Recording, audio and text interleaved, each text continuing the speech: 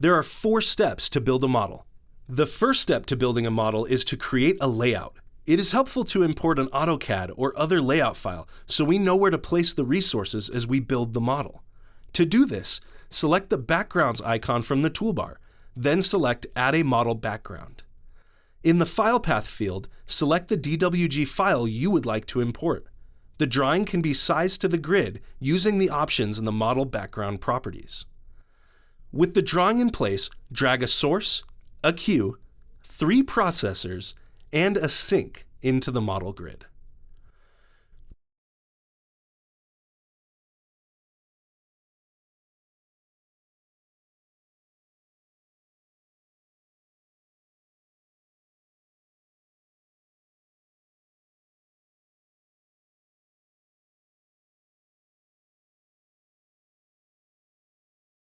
The second step is to define the flow of the flow items that represent our packaged products in the process. To do this, press and hold the A key on the keyboard, left-click on the source, and drag the mouse to the queue, and then release the mouse button. You should see a line connected from the source to the queue with an arrow from the source on the upper right side. The input arrow on the queue should be on the upper left side of the queue. Repeat the process to connect the queue to each of the 3 machines, and then from each machine to the sink.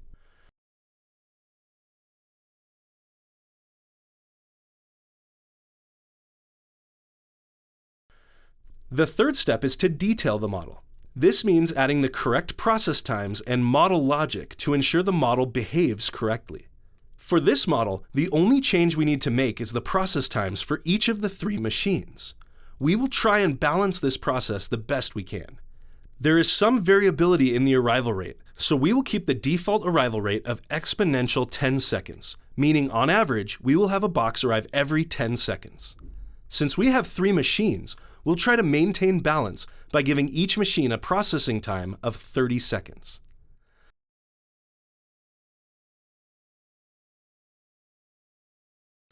With the new model now complete, we move to step 4, where we run the simulation and evaluate the model. In order to evaluate the model, we'll need some kind of performance indicator to gain information about how the model is performing. Since the objective of the model is to look at the utilization of the machines and the wait time of the boxes in the queue, we need to add a couple of charts to the dashboard so we can see what's going on. To do this, select the Dashboards option from the toolbar and then select Add Blank Dashboard. This will dock a blank dashboard panel to the right of the layout view. If you click on the panel, the library on the left will change to a selection of chart templates that you can drag into the dashboard panel. There are 2 charts we want to add to the dashboard to help us understand what is happening when we run the model. The first is a state chart. Add the chart by clicking and dragging the state chart from the library to the dashboard panel, and then click on the chart. You'll see the properties of the state chart in the Properties panel. Select the picker icon in the Objects field, and then select each processor in the model so that each one shows up in the field. The second chart is a stay time chart, so click and drag the stay time chart from the library into the dashboard panel just below the state chart. Click on the chart and then use the picker to add the queue to the chart. The last thing to do is set the time that the model will run for. For this model, 8 hours should be sufficient to see its behavior. Select the down arrow just to the right of the runtime field on the toolbar.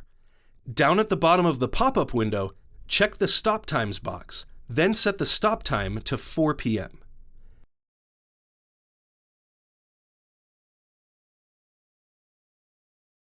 Hit reset, then run to watch the model run.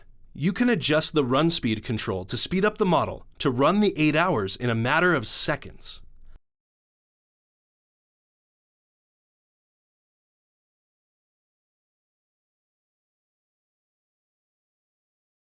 Now that the model has run for 8 hours of simulated time, we can look at the results of the run. Wait-in time of the queue is 278 seconds. Average processor utilization is 98.5%.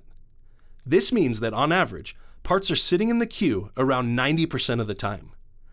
This bottleneck is caused by the high utilization of the processors, which is over 98%.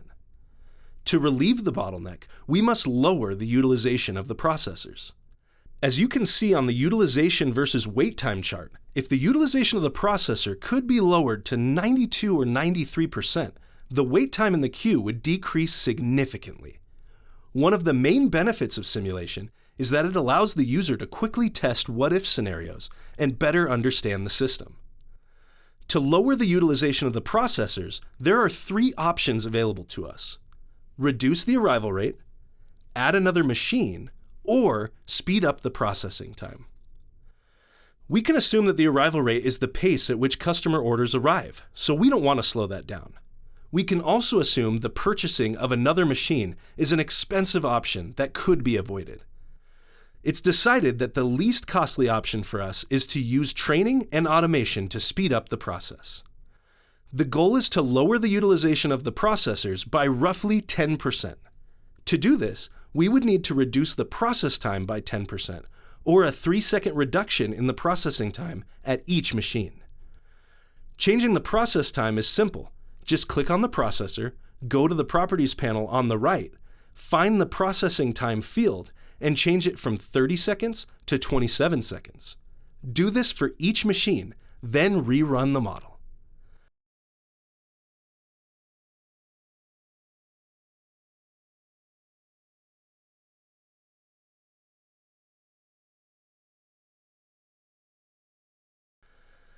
Now that the model has run for 8 hours, we can look at the results of the run.